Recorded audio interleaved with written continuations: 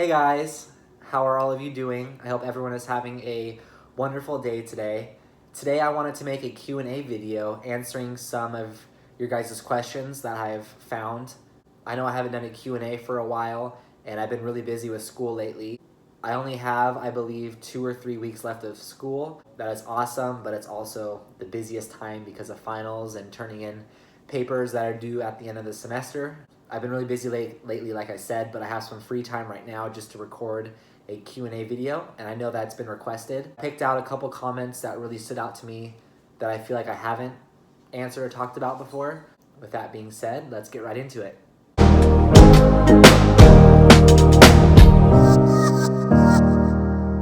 So I have my laptop right next to me with the list of the questions. So the first question is, hey Zach, I'd like to hear how your level of faith was before and after the accident. Did anything concerning your faith change because of it? Did you experience any near-death episode when the accident happened? Lastly, do you believe this was planned for you by God and you will experience greater freedom and reward in the afterlife?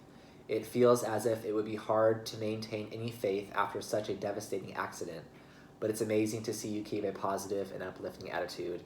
And this is such a great question. I'm really glad it got asked, and I believe this can go really deep, but I'm not going to do that just because I know everyone has their different beliefs and religions, and I don't want this episode to get into that, but I will definitely answer the question. So there's kind of a couple questions within it, so I'm just going to go one at a time.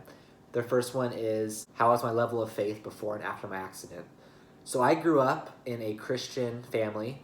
I went to church pretty much every Sunday from what I can remember, going to Sunday school, to junior high, and even in high school. And I definitely had a faith and went to church, but it was never something that was really like a part of my life or something that I integrated or loved to do. I basically went to church on Sundays because that was what my parents did, and I didn't really have a say. So definitely as I grew older and going through puberty, I did not look forward to going to church on Sundays because I wanted to sleep in. I did not like waking up early just to go to church, and I thought it was a waste of time. So I definitely battled with that. However, I still didn't hate God or anything. Church was not something that was like a priority of mine. And after my accident, I can confidently say my faith is the strongest now than it's ever been. And I think it really is kind of crazy to say that. I feel like a lot of people who would go through a spinal cord injury would blame God if they were religious and blame him for the accident happening. And I can totally see that. When I was first paralyzed, I definitely was frustrated at God. I didn't understand why this happened to me. I didn't feel like I deserved anything to make this happen. And I thought, if he is so amazing, why can't he just heal me? Because I don't deserve to be in this position. It was definitely hard for me when my accident first happened. And I tried to understand why God would allow this to happen or have this be a part of my path. But I'm going to get into that a little bit more later on. So the next question within the big question is, did anything concerning your faith change because of it? My faith definitely grew after my accident. It brought me a lot closer to God, and just realizing that, sometimes accidents happen, and seeing the light in a negative situation. I am paralyzed. This is the cards that I've been dealt. It happened. It was an accident. And so God really turned my life around and made something amazing out of my accident. And an example of that would be, if my accident never happened, I would have not gone to college because I could not have afforded it. I didn't have the grades. I would not have been able to go to grad school. The relationship with my family and siblings grew dramatically. I was the older brother, always picking on my younger siblings. I didn't have a good relationship with them or really with my parents. So it helped me grow in that area. It matured me, gave me compassion, gave me a bigger heart, really opened up my eyes to all the things that I do have and should be grateful for, rather than just focusing on what was taken away from me. I mean, there's more that goes to that too. I wouldn't have had Sedona. I know a lot of you have asked about her, and that'll be another question I'll answer later on.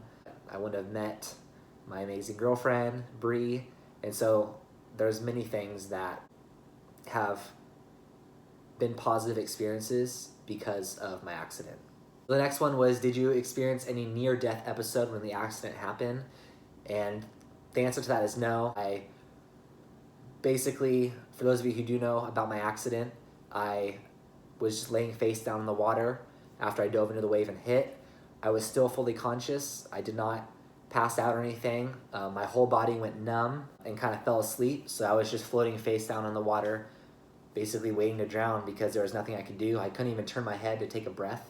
Going on to the next one. Lastly, do you believe this was planned for you by God? And will you experience greater freedom and reward in the afterlife?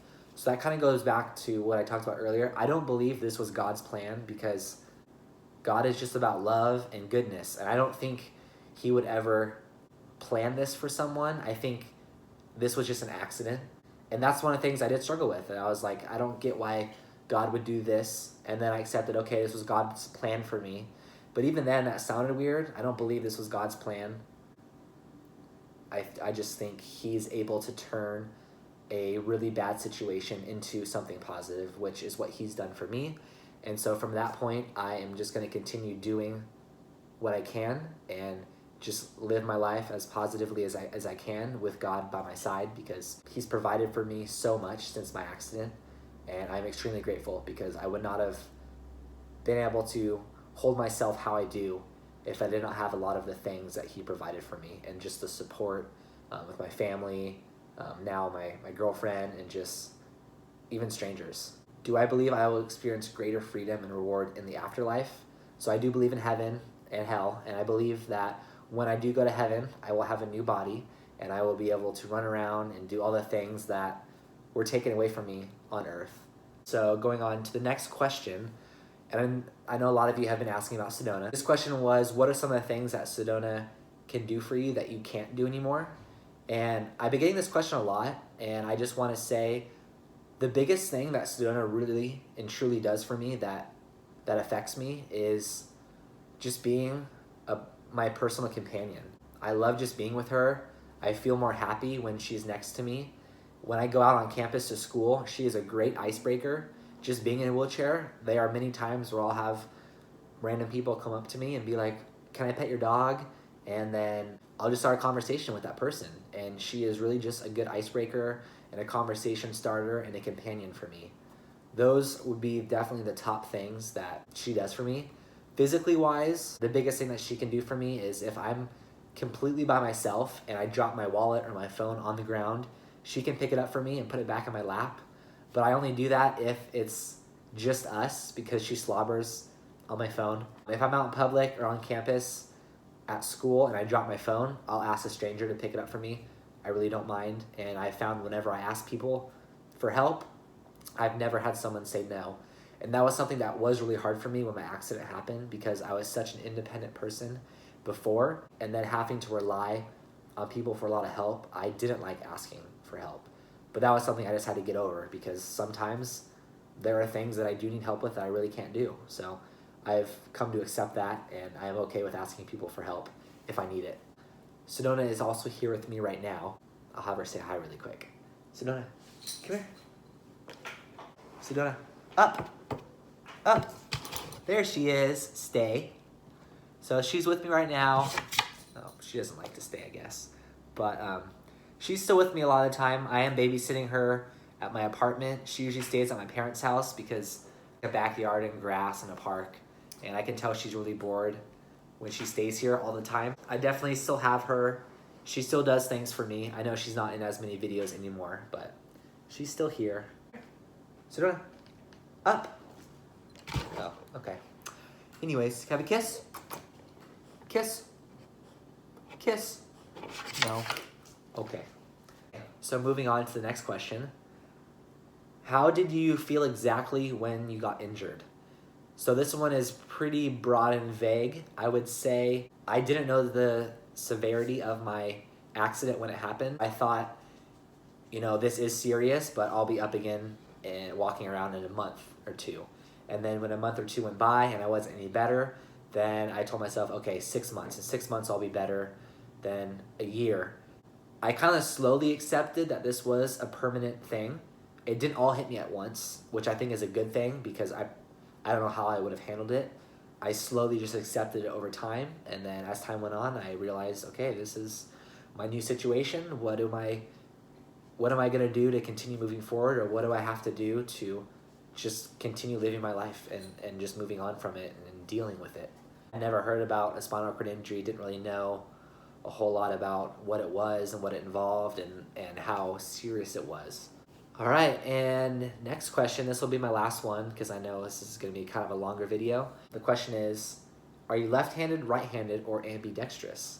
And I picked this question because it's really funny, and this is common in spinal cord injuries. Before my accident, I was completely right-handed only. Never did anything with my left hand because it just felt awkward. Right hand, everything. After my accident, now I do everything with my left hand, and it doesn't feel comfortable doing things with my right hand. I have more, I would say, like feeling and function in my left hand, so it feels more normal. So I'll feed myself with my left hand, type with my left hand, pick things up with my left hand.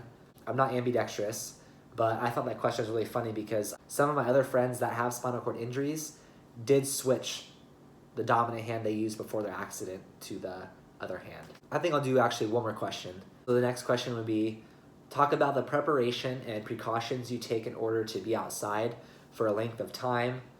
Example, sunlight exposure, bug bites, wheelchair accommodations. So for those of you who don't know, spinal cord injuries, for the most part, at least in my experience and all of my quad friends, we can no longer sweat. So if I were to go sit outside in 100-degree weather, my skin would basically start to get red and I would overheat and pass out.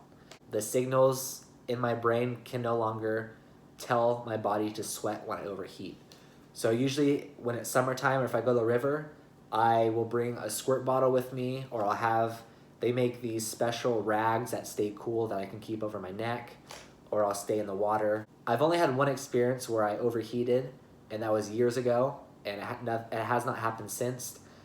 It's definitely something that I have to be careful of, but I just gotta keep that in mind whenever I'm gonna go somewhere hot. As for bug bites, I don't really have a whole lot of experience with that. I live in California, so there's not really that many bugs. I mean, I may get bug bites every now and then, but I don't have to take any precautions or deal with them in any way. And lastly, wheelchair accommodations. I'm very fortunate to live in California where the ADA laws are pretty good. There's only been a few occasions where I've went to a restaurant or somewhere and there was no accessibility. For the most part, I can't really complain about it. Yeah, guys, that's pretty much it for this video. I hope you enjoyed it. If you have more questions for me, please leave them in the comments below. Again, I only have about 2 or 3 more weeks of school until I have some more free time. I will be doing a live stream. I definitely want to do that, and I know you guys want me to. And I'll have some more fun videos coming in the future. I hope you guys enjoyed this video. Give it a like, subscribe, and I'll see you all in my next one. Thanks.